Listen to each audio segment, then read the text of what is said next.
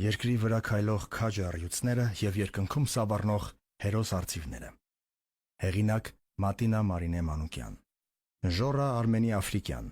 Ապրիլյան պատերազմի ողջ մնացած հերոս։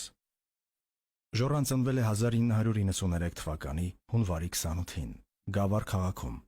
բայց մանկությունն անցեկացրել Գյումրիում։ Եղել է համեստ երեխա, բայց նաև կախված իրավիճակից աշխույժ, ժիր, մի փոքր էլ չարաճճի։ Փոքր տարիքում երազել է տանկիստ դառնալ։ Երկու եղբայր են, մեծը նա է։ Փոքր եղբայրը որպես մեծի նրան միշտ վստահել ու այսօր էլ վստահում է։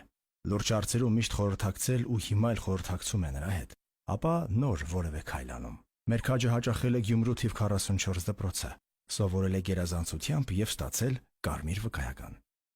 Ընկերներ ունենալ միշտ շատ է սիրել, այսօր էլ շատ ընկերասեր է։ Հանուն իսկական ընկերների պատրաստ է նույնիսկ անձնազոհության։ 2010 թվականին դպրոցն ավարտելով գերազանցությամբ ընդունվել է Երևանի Վալերի Բրյուսովի անվան լեզվահասարակագիտական համալսարանի քաղաքագիտության բաժինը։ Նա մի յուրահատուկ երազանք ունի Թուրքիայի արժանի փոխհատուցումից հետո առաջին հայ դեսպանը լինել Թուրքիայում։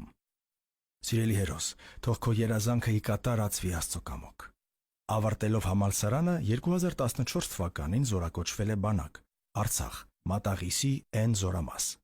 Ծառայել է պատվով, հետևում թողնելով ծառայության 21 ամիսները։ Զորացրվելուն մնացել էր ընդամենը 3 ամիս, երբ հայի գլխին պայթեց չարաբաստիկ ապրիլյան պատերազմը։ Սակայն հայը զգոն էր սահմանին, զենքը ձեռքին։ Ժոռա Աֆրիկյանը ևս բացառություն չէր, որպես հայ քաջ զինվոր։ Առաջին օրը թալիշում է եղել, հետո Մատաղիսից է շարունակել իր մարտը։ Ապրիլի 1-ի գիշերը ժամը 3-ի սահմաններում ուժգին հրետակոծություն է սկսվել, սկզբում Թալիշի ուղղությամբ, ապա արդեն թշնամին Մատաղիսին էր թիրախավորել։ Ժոռան հրետանային դիվիզիոնի հաշվարկողն էր, կրակի կառավարմանն է մասնակցել։ Կրակահերթի պատասխանատուն էր, մի շեղում, մի սխալ հաշվարկ ու հրահանգ, ամեն բան կորած էր լինելու։ Ուրեմն մեր քաջը որքան հմտորեն էր անում ամեն քայլը և անում էր շատ արագ, վայրկյանների ու ակնթարթների մեջ տեղավորվելով։ Երբ հասկացանք, որ պատերազմ է, մարտական հաշվարկներով զբաղեցրինք մեր կրակային դիրքերը։ Ապրածս կյանքի թերևս ամենապատասխանատու ժամանակահատվածն էր, դասակի հրամանատարի տեղակալն էի, մերը կառավարման դասակն էր, ջանում էի ամեն ինչ անել, որ չսխալվենք։ Յուրաքանչյուր սխալ հաշվարկ կարող էր ճակատագրական լինել, պատմում էր նա։ Հրետանավորները անմիջականորեն չեն տեսնում իրենց կատարածի արդյունքը, բայց երբ արդյունքը դրական է լինում, այդ զգացողությունից հաճելի զգացողություն չկա նրանց համար։ Մեր հերոսը Ժոռան պատմում է. Մեզանից ամեն մեկը գիտակցում էր իր դերը, իր պատասխանատվությունը, հասկանում կողքին կռվող զինվորի նշանակությունը, միասնականության ուժը։ Առաջին հաշվարկը հենց թշնամու կրակային դիրքերի մեջ էր ընկել։ Ոնց էինք ուրախացել։ Առօրյա կյանքում սովորական տղերքը հայրենիքի համար օրհասական պահին առյուծ էին կտրել։ Անգամ արցախյան ազատամարտի բովով անցած ավագ սերունդն է խրախուսել մեր հերոսին ու նրա զինակից ընկերներին. «Դուք մեզ գերազանցեցիք»։ Ժոռան անցել է պատերազմյան բովով, թրծվել այդ կրակների մեջ, բայց մնացել է նույն ժպտերեսը։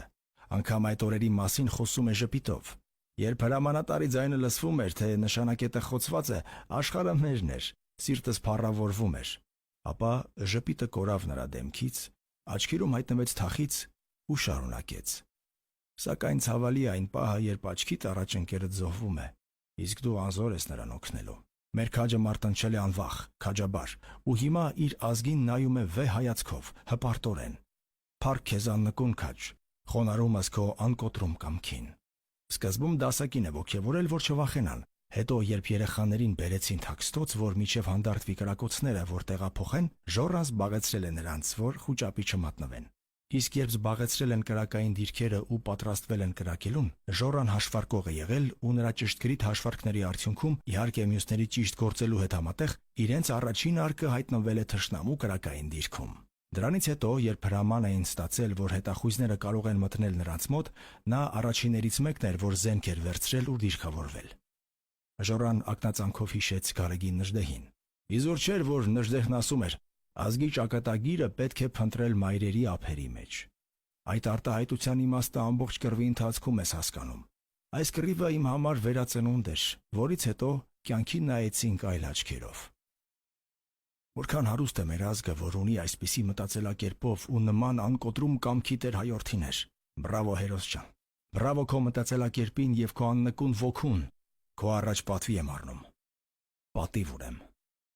Մեր քաջը անցած օրերի մասին այսպես է խոսում. Ինչպես ուզում եք կոչեք, բայց մի բան հաստատ էր. վճռական ենք տրամադրված, ոչ մի քայլ հետ չէինք նահանջելու։ Ուզում ենք այսքան տարի ձգձգվող հայտարարած չհայտարարած պատերազմը վերջանար։ Ուզում ենք վերջակետ դնել դրան։ Վտանգի պահին սկսում ես ամեն մի զինվորի, քո կողքին կանգնած ցանկացած մարդու դերն ու նշանակությունը զգալ։ Փորձում ես սխալներ չանել, ամեն մի թեթև սխալ նման պայմաններում կարող է մարդու կյանք արժենալ։